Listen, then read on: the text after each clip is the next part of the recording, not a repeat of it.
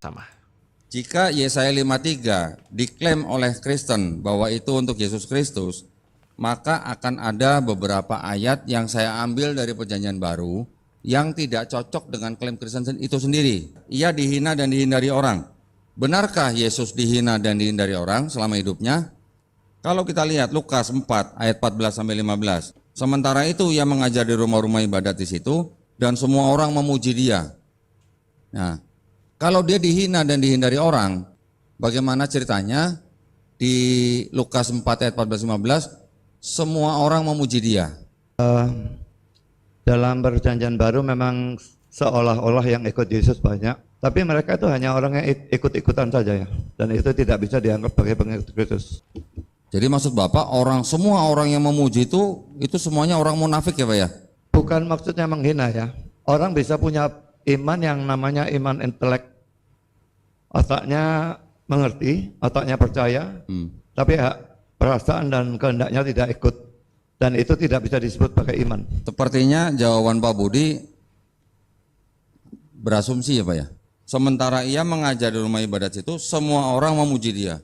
Apakah Pak Budi mau mengatakan bahwa semua orang yang memuji dia itu sebenarnya sedang menghina Yesus Pak? Tidak semua, tapi maksudnya semua memuji dia itu pasti tidak semua betul-betul memuji dia. Kalau begitu kita bisa melihat, saya berbicara di sini bahwa jawaban dari Pak Budi ini sepertinya cukup berasumsi ya Pak ya. Karena di sini dikatakan semua memuji dia. Semua memuji dia ini sungguh sangat bertolak belakang jika dikatakan ia dihina dan dihindari orang. Jadi di sini ini adalah indikasi pertama bahwa Yesaya 53 ayat 3 tidak sesuai dengan apa yang diceritakan di dalam Perjanjian Baru, khususnya di dalam Lukas 4 ayat 14 sampai 15. Kalau teman-teman ikutin selalu channel saya, teman-teman udah langsung tahu bagaimana mendebat Donditan hanya dalam 1 detik. Apa itu? Saya akan katakan kepada Kodonditan, Anda bilang Pak Budi Asali asumsi, Anda pun berasumsi terhadap Budi Asali. Jadi ketika Anda mengatakan, menitik beratkan bahwa asumsi itu keliru, Anda pun melakukan asumsi yang sama dengan apa yang dilakukan oleh Budi Asali. Jadi dengan cara demikian, Anda sedang memakan sendiri argumen Anda, Kodondi. Itu aja udah.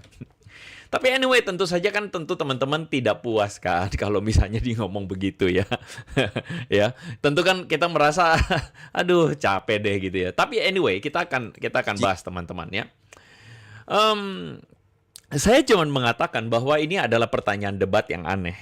Pertanyaan debat yang aneh karena Donditan ingin menggunakan seakan-akan 2 ayat ini nggak cocok. Jadi ini saya ambil dari slide-nya Donditan sendiri ya. Yesaya 53 ayat 3.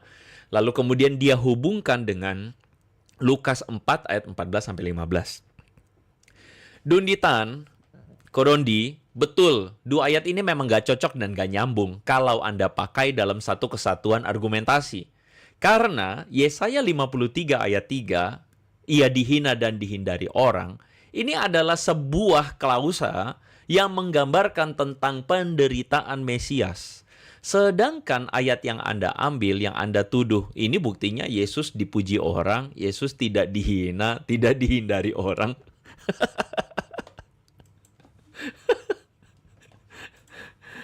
Apa ya, saya cuma mau merespon begini.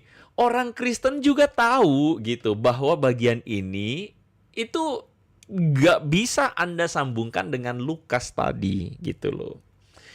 Jadi orang Kristen tahu jelas bahwa bagian ini adalah nubuatan tentang penderitaan Yesus yang tidak bisa Anda sambungkan dengan Lukas pasal yang keempat tadi. Ini adalah tentang awal mula pelayanan Yesus.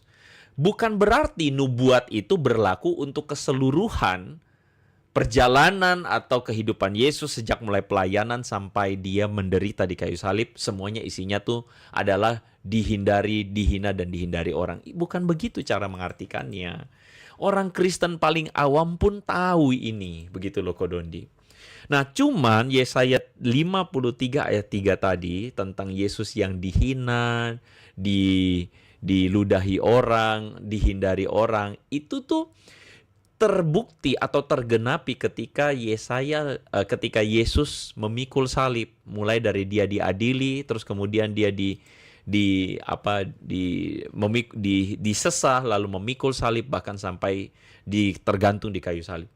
Dia dihina, dia dihindari orang, dan itu terjadi gitu loh.